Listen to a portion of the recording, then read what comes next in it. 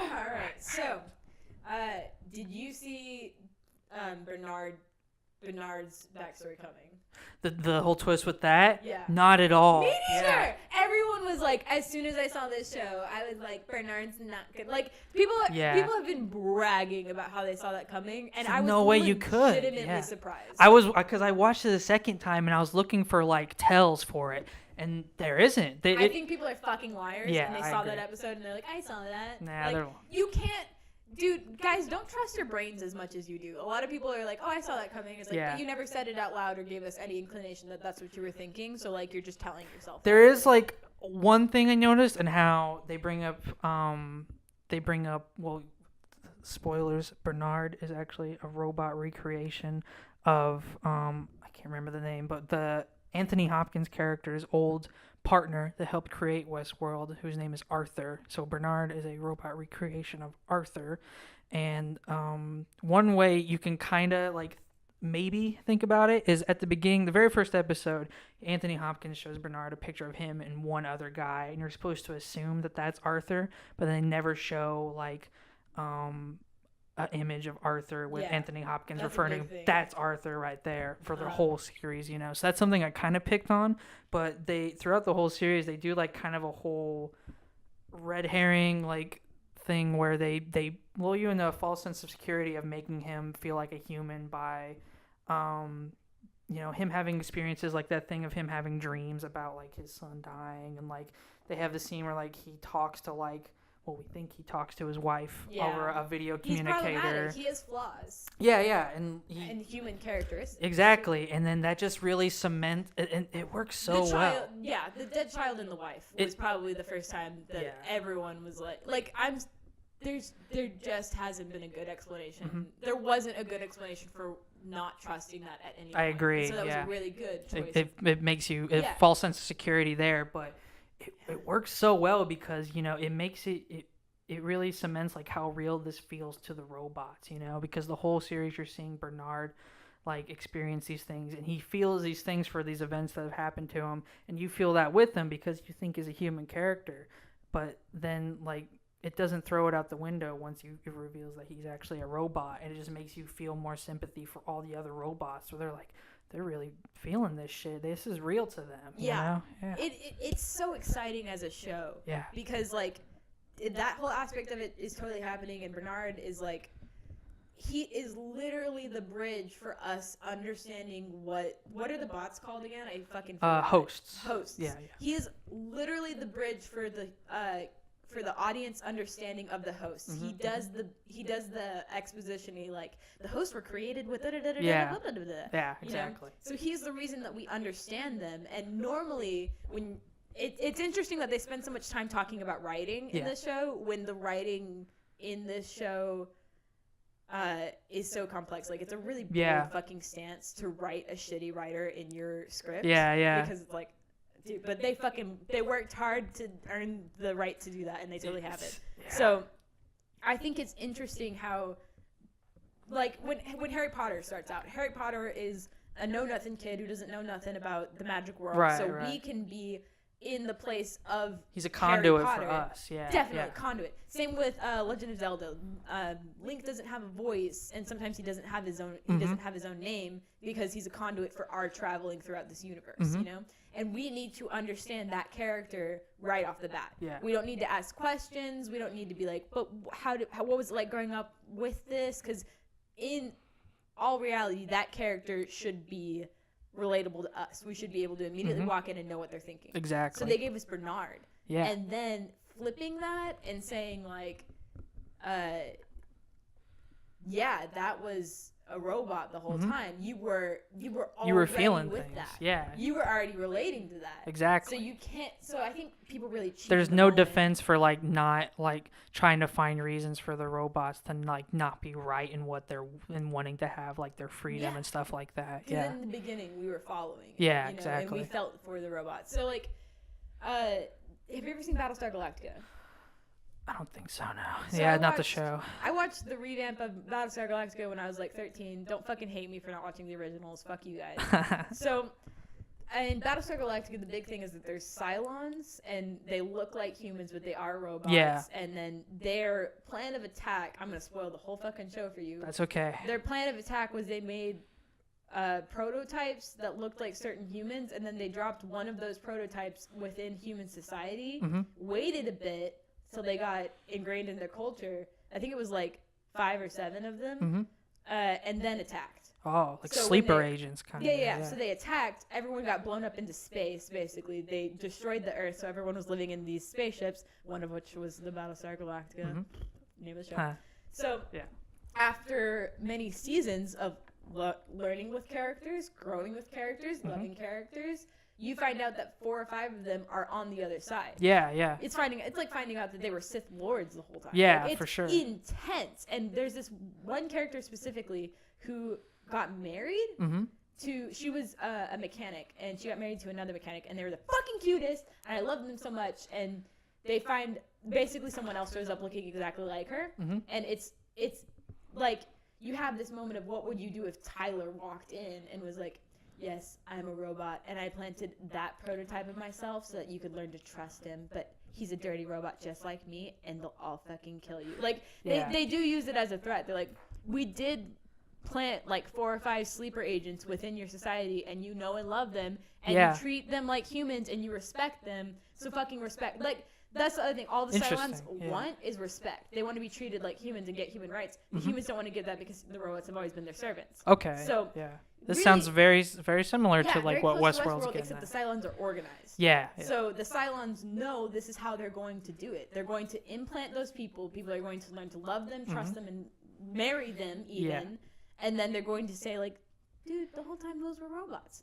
Chill the fuck out. And this is like a flip on that kind of, because the humans are supposed to think, oh, they're just robots. Like, we're not supposed to care about them and stuff like that. Yeah, but they're really painted like the good guys in this scenario, where they're just wanting their rights and stuff, which sounds pretty similar. So what happens in this episode is one of the darkest things I've ever fucking seen. Basically, the girl who is known and loved on this ship, everyone knows her name and loves her. They've been living in this tiny spaceship for way too long now. They're also ingrained with each other, and they lock her in a jail. Like, as soon as the Cylons are like, this is a Cylon, they lock her in a jail. Yeah. They torture the shit out of her. Oh, shit. And they're trying to get information from her. Yeah. And her friends and, like, the colonels and everything, like, people she has known and shared bread with, like, broken bread with and all this different stuff, are coming up to her and they're like, what's your fucking plan of attack? Why the fuck do you want to kill all your friends and family? Why are you doing this? Why did you infiltrate us? Why are you a liar? They're just totally... They just humanize her, like, immediately once they find out about that. Yeah. You can more easily relate with someone on the defense than someone on the offense of that. Right. You know, the offense kind of went crazy. Yeah. And you could more relate to someone just being like, yeah, I'm a Cylon, but, like... I remember being born, and I remember falling in love, and I remember the taste of, like, bubble gum and shit like that. Exactly. That, like, makes me in what I would call human, you know? I don't fucking understand, like, I don't understand why this makes me different. So, like, it was a really cool way to show that. Dude, but the worst thing happens when her husband comes to see her. Oh, no. And she's like, you can believe me, they're keeping me in here, they're not feeding me, they're not doing, like, because they weren't feeding her because they're, like, a fucking robot. Yeah, like, yeah. You don't need to eat. And he basically drops the ball of like, you never fucking loved me. Oh no, you dirty fucking Cylon. Yeah. It breaks her fucking soul to see that happen. Yeah. Her fucking fiance is like, immediately sees her as less than human because of this situation. Yeah. And like, they looked more like monsters for turning on their friends because they were robots than the robots looked for killing 80% of the human race to make a point. I love shows that'll do that. That's something this show does a lot. And that storyline with the husband, and was he her fiance or they were married? I think it was fiance. Okay, fiance. well, they do something really similar with that with Dolores and William, the Black Rider guy, Yep. and that too, where you can see where they're coming from though, because the idea is that and this is something we were debating about the other night, is like, if they're a robot and they're programmed to do things, does it take it like away, or who's to say that they weren't just programmed to like attack? Well, not to attack, but just like to make you care about them or to love them as part of like their agenda or something like that. You know, it's kind of almost like meeting also our fear. Like, I have an ingrained fear of psychopaths. I'm terrified of them. If you told me that you were as a you psychopath, should be.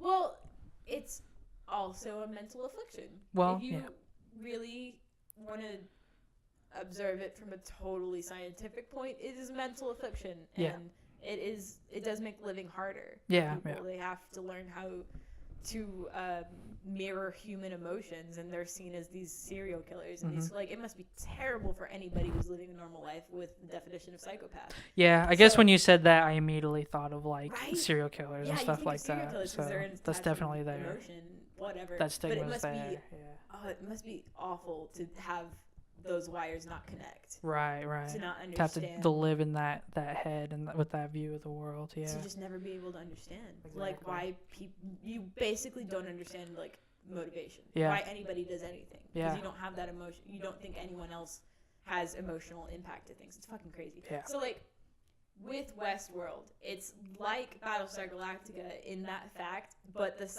as if the Cylons weren't organized. Mm-hmm. So it gives you this whole new sense of mayhem because, like, there's not a necessary. Hey, Mary. Hey, Mary. Mary just came home. We were kicked DJ off the podcast. We're talking about Westworld. Oh, you're. Oh. Hell yeah. Okay, but we are spoilery. Well, we watched the whole first season that's- together. Oh, Yeah, that's oh, why yeah, we kicked DJ out. We. Okay. I watched the whole first season. Oh shit. Yeah. Okay, grab the mic, girl. Yeah.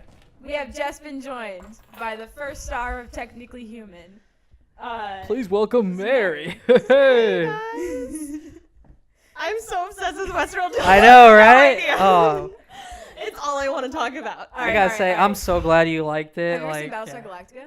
No, but I meant to. Okay, because I just talked about this parallel thing. But Oh, dude, okay. totally, I'm so here for this. Let's do this. Oh my god. This All is right. the best. So Okay. So in Battlestar Galactica, just to sum up what I basically said, they did a really, really, really good job of showing that the Cylons, who are basically the hosts, you know,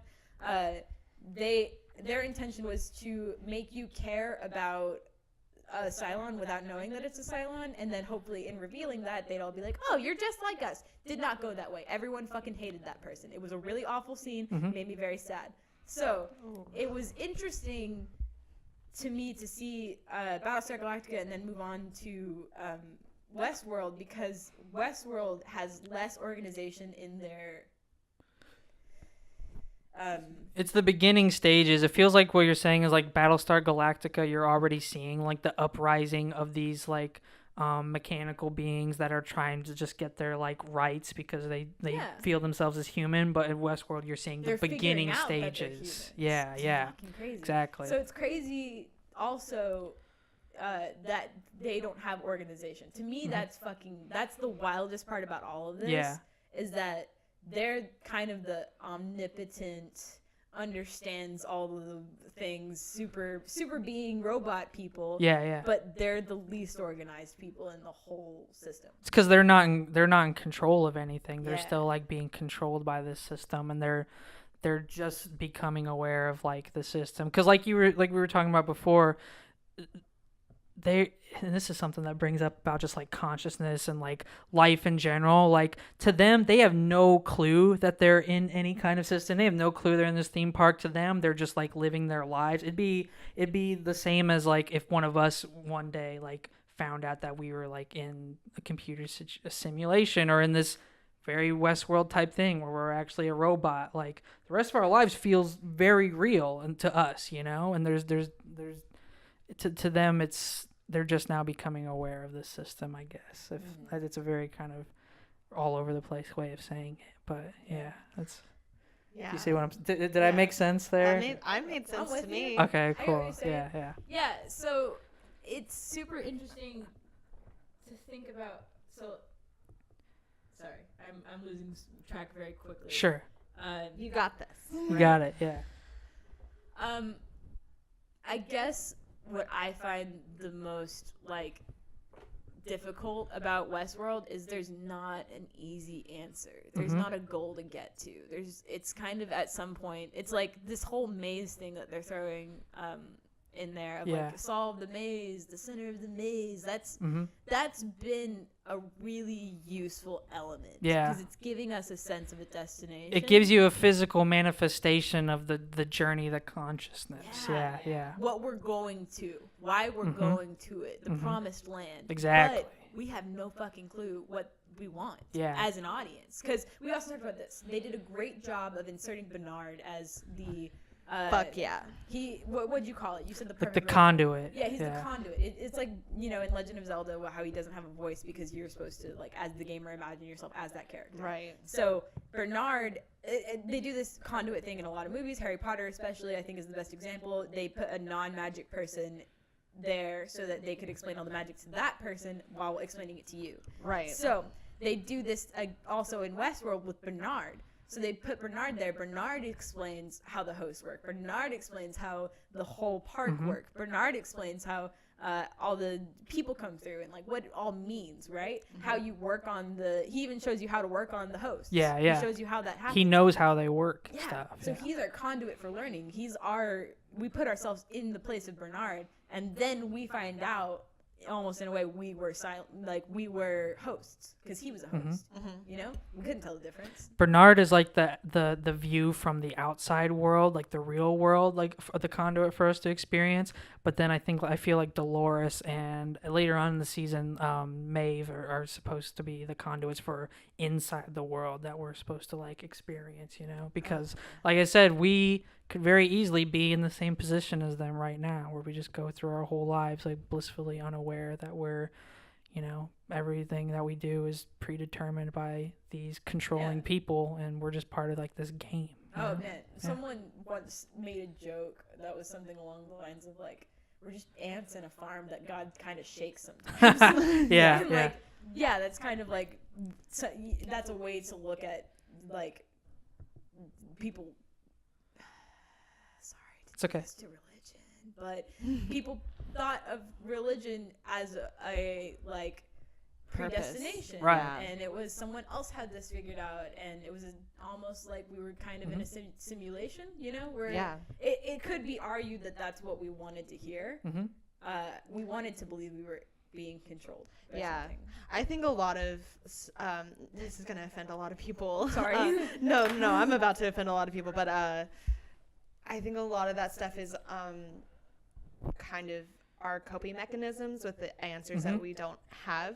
And so a lot of the time, like even on my campus, and I grew up really religious and not really that much anymore, but even on my campus, there's a lot of people that will just speak in the forum. A lot of them are religious, but then a couple weeks ago there were some atheists standing outside with signs, and they were just chilling, and some religious people were like, what do you do when people die? How do you feel? Like, I get to feel like that person is with God and I feel great, but what do you do? And they're like, yeah, that's great, that's cool. Like, and in my head I was like, man, they're being so nice to this person, but they're like, that's just a coping mechanism, dude. They didn't say that, but and I don't know that for sure, but I think they could also fairly say, oh, I use a different coping mechanism. Exactly. And that would piss them off. Right. Yeah. It's not a fair trade there. No, exactly. And people don't think of religion as a coping mechanism. No, and so all the people out there, I don't want to offend anybody by that, but I kind of think that a lot of the characters and the hosts specifically in Westworld, you kind of see them dealing with that, and that's why it's such a prevalent show, because you see them, it makes you question a lot of yourself. And one of the things that I think was most haunting for me watching Westworld, and Tyler and I think I've already talked about this, but we use the scale of human consciousness to judge how everything else gets to be treated. Yeah. And so these hosts that act out fear and pain, both physical and mental and emotional, have all of these ways of expressing that and showing that to the real humans. But the humans are told that they're clones, that they don't, it doesn't matter what they feel. They're written to do that anyway. Yeah, but how is that different than when we emote things? Yeah. Like, so it's a really kind of scary concept of, we judge, you know, how other things express pain by what we can inflict on them. Exactly. And our morals of whether or not that's okay. We use our own consciousness as a parameter for how we treat things. Yeah, that's the whole conduit thing. You know? That's so scary. This is because we're like, that's the whole reason why conduits work. I'm now dropping all of the pins that I was trying to put behind my ear earlier, guys. If you wanted to know why I'm sounding flustered, it's because there's a lot of pens. I gotta pick them up. Anyway, yeah, that's how the whole conduit thing, like, it's the horror of like realizing like where we draw our lines on how we treat people versus things is like, it's always been fucked. It's always been fucked up. Yeah. We think like it's totally arbitrary. And it parallels literally to how humans treat other humans, and how how humans used to treat humans of other races. Like, if you look at that, that's literally like, it's a cheap throw because it's an easy parallel to throw, but it's literally like they're talking about slavery outside of race, but instead with this, you're robots and we're human people. Yeah. And like, it's a huge social question to ask, like, at what point do you have sympathy for a thing? Yeah. But because it leads to that, and then based on that, how fucking crazy some people look for not having sympathy for things. Yeah, that's true. Because like the Billy's brother is just going around the whole episode. It's like, oh fuck it, I'll shoot that guy because he's a robot. This. Fuck it, and it's just like, wow, it really shows how crazy. Like, how do people? Because like, I wonder how. It keeps me up at night how anyone could hurt an animal. Like, Yeah. That's awful, especially domesticated animals that that we have trained their brains to trust us, and we have trained their brains to be docile and not hurt us, and you're taking advantage of that and hurting them anyway. Yeah. It's like, that hurts me to see that you would ever do that to someone. But like, honestly, if I saw someone, like, I might have a little bit of a problem if someone took, like, if I had a Tamagotchi still, right? And maybe I spent 2 weeks feeding it. Yeah. If someone took a hammer to that, I'd be a little upset. Yeah. But it's so crazy to me. It's not insane that these people treat these human-looking things like things. They see, it's horror. They said it really is kind of horrific, and there's a lot of scenes that portray that. Oh yeah, this the body parts in the shower. Yeah, the water. Yeah, they look like slaughterhouses. There's a lot of parallels there. This is a lot to dive into, and I'm sure we can build on this more in future episodes. We also need to and I watch would the next love season. to. Yeah, we